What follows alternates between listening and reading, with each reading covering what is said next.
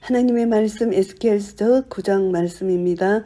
그가 또 큰 소리로 내 귀에 외쳐 가라사대 이 성읍을 가난하는 자들로 각기 사륙하는 기계를 손에 들고 나오게 하라 하시더라. 이제 하나님께서 이 성읍을 가난하는 자들을 부르시는데 예루살렘 성읍을 맡아 감독하고 가난하는 천사들을 가리키는 것으로 보입니다. 그래서 천사들을 부르신 것은 예루살렘 성읍의 악한 자들을 징벌하기 위하심입니다.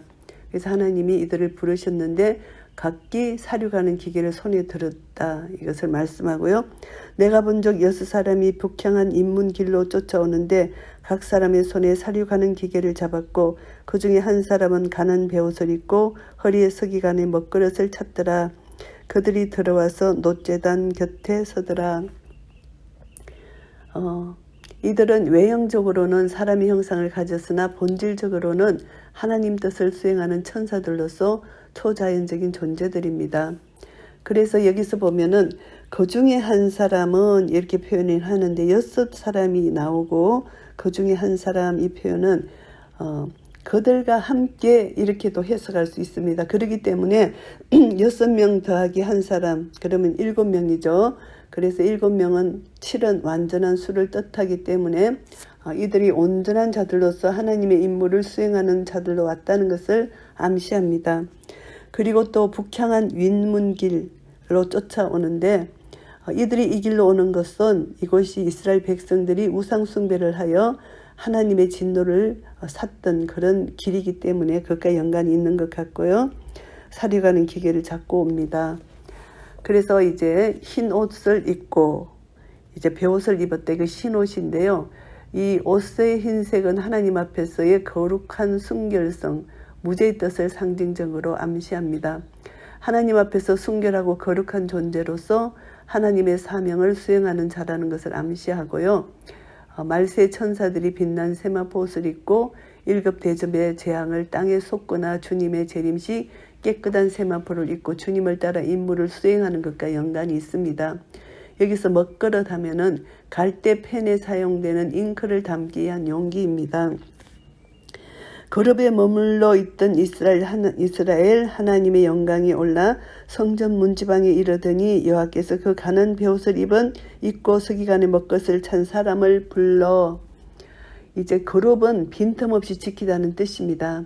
하나님의 영광의 보좌, 하나님의 뜻을 수행하는가 연관이 있습니다. 빈틈없이 하나님의 뜻을 수행한다는 것이죠. 구약 율법에서 하나님의 장막이나 성전의 지성소에서 하나님의 임재 장소인 속죄소를 덮고 그 얼굴을 속죄소로 향하는 존재로 언급되고 있습니다. 그래서 그룹에 머물러 있던 하나님의 영광을 여기서 나타냅니다. 하나님의 영광은 하나님 자체이십니다. 성전 문지방에 이릅니다. 성전 중앙 성소의 입구를 가리킵니다. 하나님의 영광이 친히 이곳에 임하신 것은 천사들로 하여금 우상 숭배하는 모든 가증한 자들을 징벌하시도록 하기 위해서 뿐만이 아니라 하나님께서 우상 숭배로 더럽혀진 이곳 성전을 떠나신다는 뜻을 분명히 나타내 보이기 위함인 것 같습니다. 이르시되 너는 예루살렘 성읍 중에 순행하여 그 가운데서 행하는 모든 가증한 일로 인하여 탄식하며 우는 자의 이마에 표하라고 하시고, 가증한 우상 숭배를 하는 일반 사람들과는 달리 그 가증한 일을 애통해 하면서 마음을 괴롭게 하고 그들은 그것에 동참하지 않았던 자, 이런 자들의 이마에 표를 하라는 것입니다. 이들을 구원해내시기 위한 하나님의 국률입니다. 그래서 가증한 죄에 동참하지 않고 같은 이스라엘 족속으로서 애통해하며 통탄하는 마음을 가지고 있는 이들을 하나님이 구해내시기 원하시는 것이고요. 이와 같은 것을 보게 되면은 이 구약에 이제 그 창세기에 보면은 하나님께서 가인의 생명을 보호하기 위해서 이제 표를 주신 것이 있고요. 또 출애굽기에 보면은 유월절 어린 양의 피를 이스라엘 백성들의 문손줄에 발라서 죽음의 사자가 그 집을 넘어가 멸망치 않도록 한 것도 있고요. 그리고 이제 말세에 이제 하나님께서 하나님의 종들의 이마에 인을 치시고 열방에서 구원하시는 계시록 7장의 말씀과 유사합니다. 하나님께서 인을 치시는 사건은 항상 하나님의 심판 속에서도 하나님의 국률에 의해서 보존된 자들을 지키시고 보호하신다는 것을 말씀하고 있는 것입니다. 나에 듣는데 또 남은 자에게 이르시되 너희는 그 뒤를 쫓아 성읍 중에 순행하며 아껴보지도 말며 국률을 베풀지도 말고 쳤어. 이제 심판을 행하시는 순수가 구체적으로 묘사됩니다. 하나님은 구원받을 백성들에게 인을 쳐서 심판을 면할 방도를 마련하신 후에야 비로소 엄한 심판을 시행하시는 것입니다. 늙은 자와 젊은 자와 처녀와 어린아이와 부녀를 다 죽이되 이마에 표 있는 자에게는 가까이 말라 내 성소에서 시작할지니라 하시매 그들이 성전 앞에 있는 늙은 자들로부터 시작하더라. 남녀노소 가릴 것 없이 다 죽이라는 말씀입니다. 그래서 이것을 보면은 하나님의 심판의 도가 어느 정도에 다다랐는지 짐작하는데요. 하나님의 진노가 이들이 죄악이 너무 간영했기 때문에 이렇게 하실 수밖에 없다는 것을 알게 됩니다.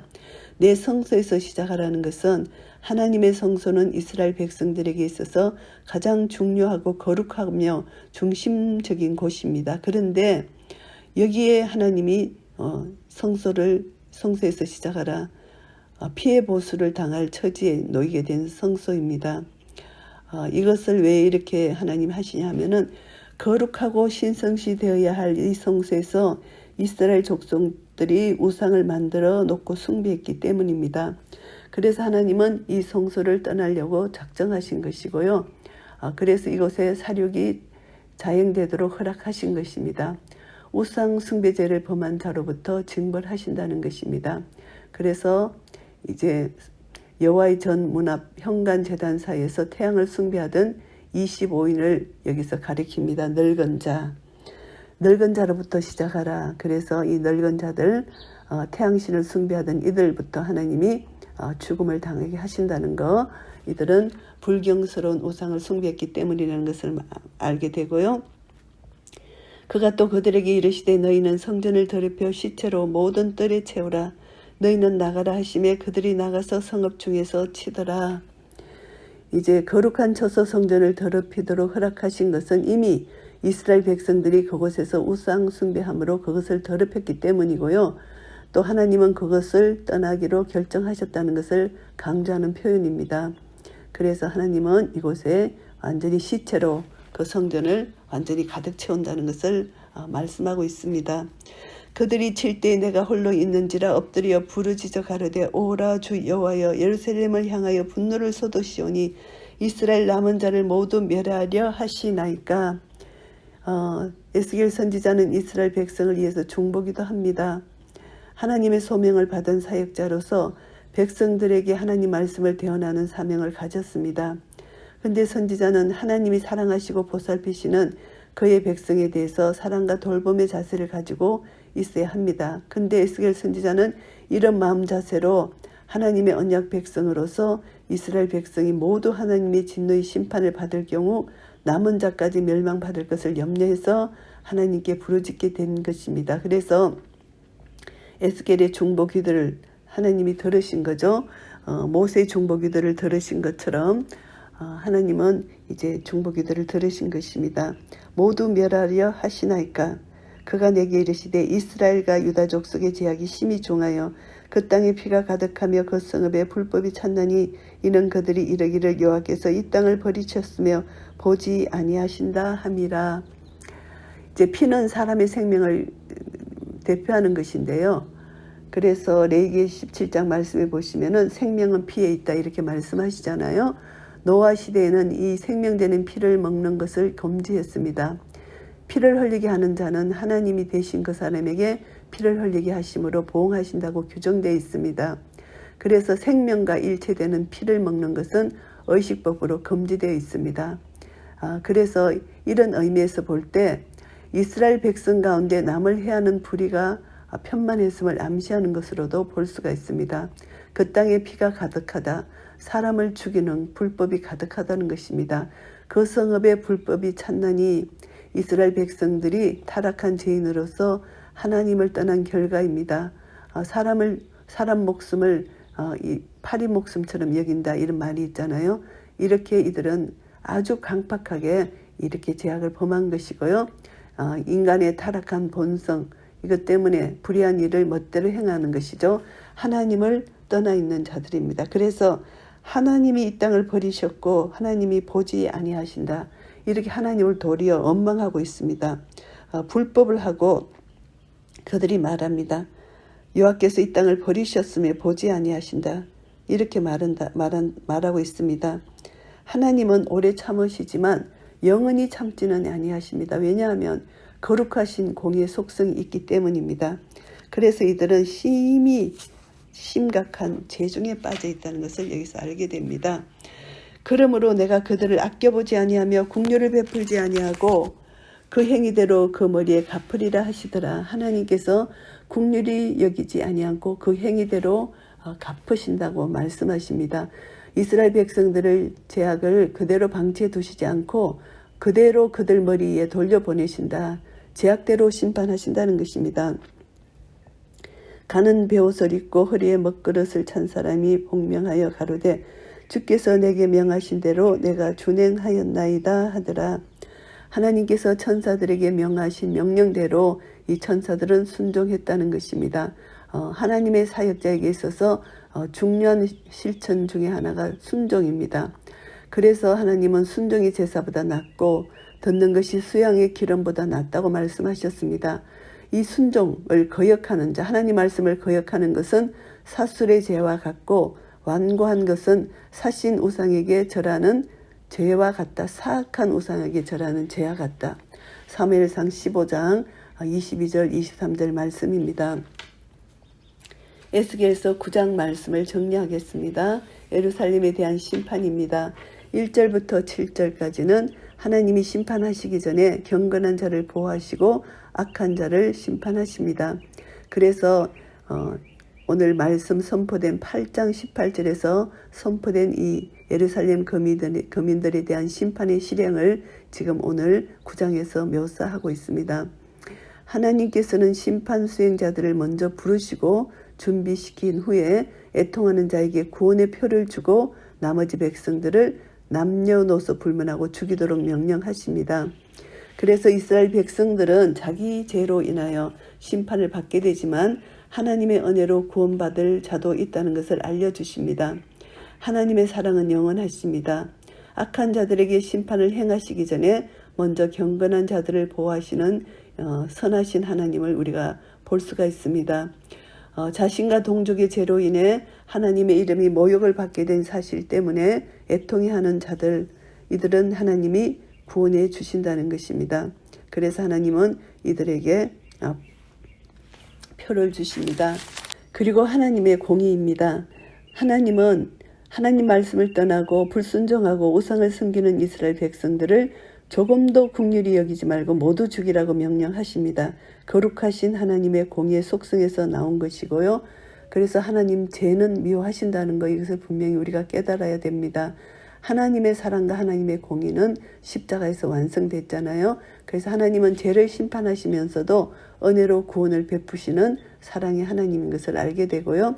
8절부터 11절까지는 에스겔이 탄원합니다. 그러나 하나님은 거절하십니다. 에스겔 선지자는 이스라엘 백성을 위해 전심으로 중보기도를 드렸습니다.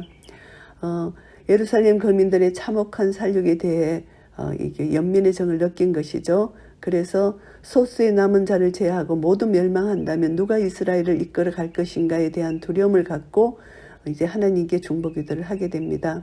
심판을 좀 경감해 주시도록 간절히 기도했습니다. 그런데 하나님은 거절하십니다. 심판을 강행할 것을 분명히 말씀하십니다. 이스라엘 백성들의 죄악이 너무 심해서 사회 전반에 걸쳐 모든 것이 불법을 행하고 피 흘리는 일이 많다는 것이죠. 그래서 하나님은 이제 이 심판을 이제 강행할 수밖에 없다. 백성들을 죽일 수밖에 없다. 그 시체로 성소를 더럽히는 형벌을 그대로 하나님께서 갚으신다. 이것을 말씀합니다. 그래서 시체로 성소에 그대로 시체로 가득 차게 하실 것이라는 것이죠. 그래서 하나님의 심판이 예정대로 집행될 것임을 강력히 말씀하시는 것이고 하나님의 거룩함을 친히 만방에 선포하시는 말씀이기도 합니다. 천사들은 하나님의 명령을 그대로 수행하고 복종합니다.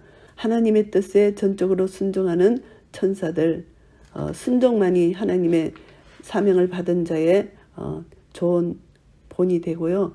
순종이 제사보다 낫다고 말씀해 주셨잖아요. 그래서 순종이 얼마나 사명받은 자에게 중요한 것인지 이것이 우리가 깨달아야 되고요. 순종이 제사보다 낫다는 것을 다시 한번 깨닫고요. 이것을 보면서 우리는 죄는 하나님의 공의의 심판을 반드시 받게 된다는 것, 그리고 참된 안식을 누리기 위해서는 먼저 말씀을 믿음으로 순종해야 된다는 것, 이것이 중요합니다. 특히 하나님의 사명을 받은 사역자들은 하나님 말씀에 입각해서 성령님께서 주시는 지혜와 능력을 바탕으로 충성을 다해야 된다는 것입니다. 맡은 자에게 구할 것은 충성이니라 말씀해 주셨잖아요. 그래서 우리는 하나님이 맡기신 사명을 잘 감당하기 위해서는 말씀을 믿고 순종하고 충성을 다해야 된다는 것입니다. 하나님이 우리를 예수 그리스도로 말미암아 구원해 주셨고 구원받은 자에게 하나님이 사명을 주셨는데 땅끝까지 이르러 내 증인이 되라는 그런 사명을 주셨습니다. 누구에게나 이 사명을 주셨습니다. 이 사명을 받은 자들은 주님이 오시는 그날까지 우리는 이 사명을 잘 감당해야 됩니다. 그래서 누가복음 24장 49절 말씀에도 48절부터 보면은 너희는 이 모든 일의 증인이라 이렇게 말씀하셨습니다. 그래서 제3을 얻게 하는 회개가 예루살렘부터 시작하여 모든 족속에게 전파될 것이 기록되었다고 말씀해 주시고 볼지어다 내가 내 아버지의 약속하신 것을 너희에게 보내리니 너희는 이로부터 능력을 입힐 때까지 이성에 유하라. 하나님께서 이제 성령을 보내주시면 정인의 삶을 감당하실 수 있게 하신다는 것입니다. 결국은 우리는 예수 그리스도로 말미암아 구원을 받았고 성령님을 받았습니다. 성령님을 통해서 하나님의 정인이 된 것입니다. 예수 그리스도의 정인이 된 것입니다. 우리는 구원받은 자는 반드시 정인의 삶을 살아야 된다. 그래서 이제 정인의 삶을 살기 위해서는 하나님께 받은 이 사명, 천사들은 그들의 사명을 받았고 또 우리는 우리의 사명을 받았습니다. 복음 전하는 사명을 받은 우리는 땅끝까지 모든 족속에게 이르러 주님의 복음을 전가하는 참 정인이 되어야 된다는 것을 다시 한번 깨닫게 됩니다. 결국은 하나님은 우리를 통해서 영광을 받으시기를 원하십니다. 그래서 우리는 모든 영광 아버지께 올려드리는 한 분 한 분 되시기를 예수 그리스도 이름으로 축복합니다. 아멘.